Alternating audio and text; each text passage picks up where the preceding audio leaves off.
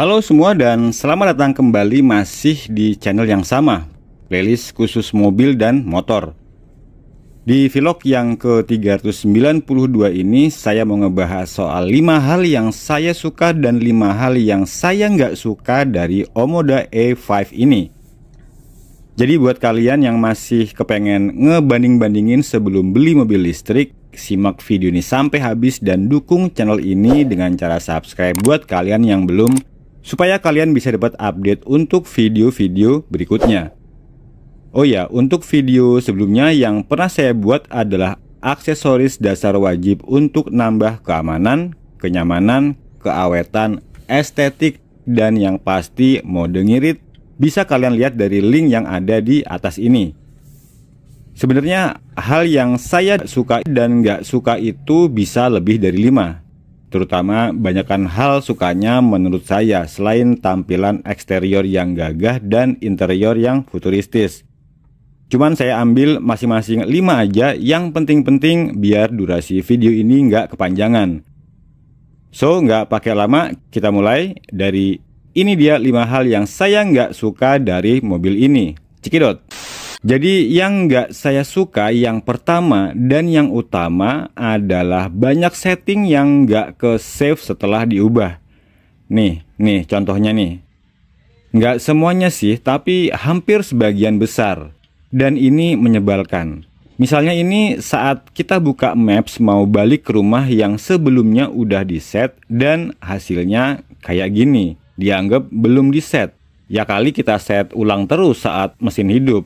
Jadi untuk Maps ini jujur aja sebenarnya bagus ya, cuman jadi nggak optimal karena nggak bisa nge-save favorit. Karena selalu dianggap nggak di-set sebelumnya. Dan ini ngulang-ngulang terus. Jadinya Maps cuman kepake buat saat tertentu aja, yang padahal itu penting banget buat ngerti jarak tujuan dibanding sama sisa range kilometer baterai. Setting yang nggak ke-save juga ngebugs di settingan ADAS. Kayak gini misalnya, ini akan kembali ke settingan ini lagi next time mesin mobilnya hidup. Jadi yang kita ubah sekarang itu nggak kesimpan. Menurut saya ini urgen karena fitur keselamatan dan kenyamanan ada di sini. Pengecualian untuk setting AC ini rasa-rasanya nge-save. Jadi next mobil power up, settingan kembali ke settingan terakhir.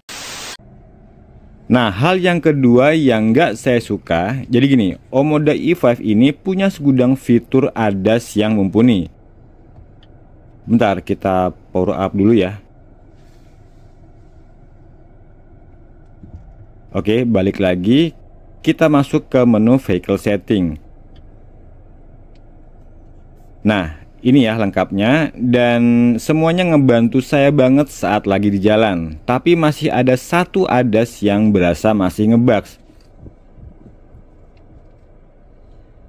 Yaitu ini, Automatic Emergency Braking Assist atau AEBA. Dan saya pernah ngalamin kejadian di jalan umum dimana mobil tiba-tiba ngerem di saat kondisi depan nggak ada apa-apa. Beruntungnya belakang masih bisa ngerem dan ini bahaya banget kalau nggak segera di follow up. Karena settingan ini sekali lagi nggak bisa di save. Artinya ini harus saya matikan setiap kali mobil power up. Ya semoga aja dalam waktu dekat ada update software yang bisa menyembuhkan bugs ini supaya nggak ada lagi yang ngalamin kejadian kayak saya tadi. Lanjut lagi di hal ketiga yang nggak saya suka di mobil ini adalah blower AC di row kedua yang cuman satu. Maksudnya kan ini nggak susah buat dua, satu buat penumpang kiri, satu lagi buat penumpang kanan. Tapi kalau kayak gini, umpama ada 3 penumpang di belakang, satu orang itu yang di tengah pasti bakal kedinginan banget karena harus nelen angin AC sendirian. Karena kalau diubah ke kiri, entar penumpang yang kanan protes nggak kebagian, giliran diubah ke kanan, entar penumpang yang kiri yang protes nggak kebagian. Jadi ya gitu deh. Nah, sekalian buat hal yang keempat ini adalah jok penumpang yang menurut saya bikin pegel buat rute jarak jauh. Karena udah mentok nggak bisa di reclining alias cuman punya satu mode duduk.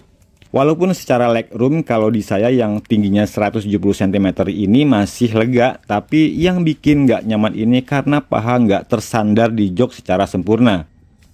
Jadi rada ngegantung gini. Memang ini terbantu dengan adanya armrest tengah, tapi umpama ada 3 penumpang di row kedua ini, yakin banget ini nggak bakal nyaman kalau rutenya jarak jauh. Kalau cuma 2 penumpang, masih bisa lebih nyaman karena terbantu dengan adanya armrest yang di tengah. Oke, kita lanjut lagi ya habis ini. Nah, buat hal kelima yang saya nggak suka di mobil ini adalah belum bisa parkir paralel. Jadi rada kepikiran bawa mobil ini ke tempat-tempat yang banyak mobilnya tapi kemungkinan susah parkir. Ya soalnya ini mobil belum ada fitur parkir paralel. Maksudnya belum ada ini, nantinya kemungkinan besar ada. Tinggal nunggu waktu aja yang nggak jelas kapannya. Karena ini terjadi juga di Omoda versi bensin yang akhirnya bisa parkir paralel setelah update software. Sehingga fitur baru N-Gear Parallel Function yang ada di Omoda 5Z dan RZ bisa digunakan buat parkir paralel. Semoga cepet ya. Oke, berikutnya setelah ini kita lanjut ke 5 hal yang bikin saya suka banget sama mobil ini. A few moments later. Yang pertama, kamera ratusan derajat Celcius ini sangat-sangat ngebantu banget kalau pas lagi kondisi macet-macetan atau saat jalan di tempat yang sempit atau saat mau parkir yang mepet. Ya karena postur SUV yang tinggi dengan blind spot yang cukup luas di area depan sudah diprediksi sebelumnya dengan keberadaan bantuan kamera-kamera ini. Nah, yang kedua yang saya suka dari mobil ini adalah Smart Headlight sistemnya, dimana fungsi ini akan aktif pada saat kondisi lampu depan hidup dan kecepatan rendah dan setir tidak dalam posisi lurus. Jadi ketika kita belok ke kiri atau ke kanan misalnya, maka akan ada lampu tambahan yang menerangi arah setir. Ini menambah rasa keamanan dan kenyamanan saat berkendara di malam hari. Lanjut buat hal ketiga yang saya suka dari Omoda E5 ini adalah kita bisa merubah fungsi kursi row kedua dan space bagasi jadi tempat tidur. Caranya dengan melipat seluruh jok ini sampai rata dengan lantai bagasi. Tapi ya pastinya di bagasi nggak ada barang-barang ya. Nah, ide ini muncul saat perjalanan saya dari Jakarta ke Jogja ketika saat di jam 3 pagi di rest area kilometer 456 yang berasa ngantuk banget. Jadi waktu itu barang-barang yang ada di bagasi saya pindah ke kursi depan sampai bagasi belakang kosong. Dan hasilnya kayak gini. Ada space buat tempat tidur yang cukup buat 2 orang atau maksimal nambah 1 lagi anak kecil. Nambah 2 bantal ini dan bisa tidur selonjoran dengan sangat nyaman. Syukurnya udah dirancang rata kayak gini jadi bisa multifungsi. Bisa buat barang, bisa juga buat orang. Ditambah sama kekedapan kabin yang mumpuni, tidur jadi lebih tenang karena nggak terlalu berisik dari noise jalan tol. Nah, gini penampakannya kalau dilihat dari belakang. Asli nyaman loh ini.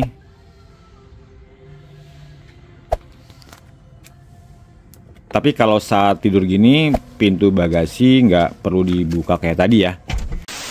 Oke, di hal keempat yang saya suka adalah Omoda E5 ini sudah mendukung Internet of Vehicle melalui dukungan aplikasi CarLink-O yang tersemat melalui perangkat T-Box yang ada di bawah jok depan bagian penumpang kiri.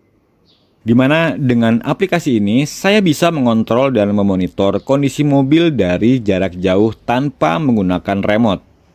Misalnya nyalain AC dari kejauhan sebelum saya masuk mobil misalnya, atau sekedar pengen tahu berapa persen baterai saat dicas dengan charging gratis, atau ngebuka sedikit semua jendela lah dengan mode tilt. Nah, lebih lengkap review CarLink-O ini bisa kalian lihat dari video sebelumnya atau bisa kalian lihat dari link yang ada di atas ini ya. Sebenarnya saya suka dengan remote visit keyless dari mobil ini yang bisa ditangkap sensor mobil.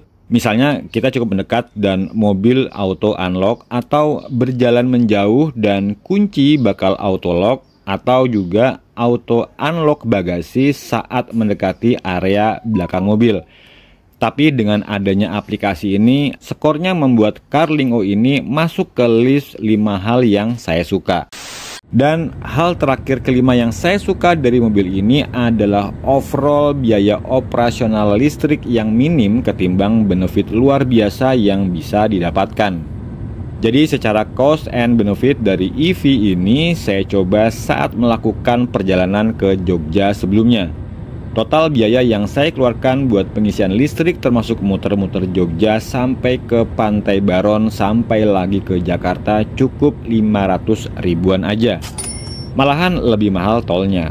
Saat berangkat saya cuma ngisi 2 kali di rest area 130 dan 456, kemudian 2 kali juga saat di salah satu hotel di Jogja yang video reviewnya bisa kalian lihat dari link yang ada di atas ini.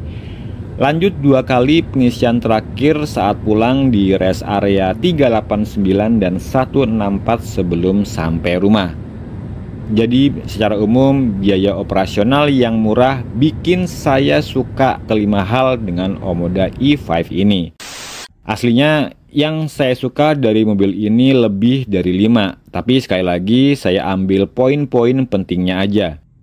Nah, semoga video ini bisa jadi referensi tambahan kalian sebelum berniat buat ambil keputusan beli Omoda E5 ini.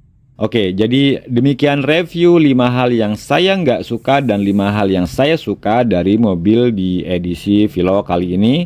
Silahkan like dan share video ini bila kalian puas atau subscribe channel ini bila kalian belum.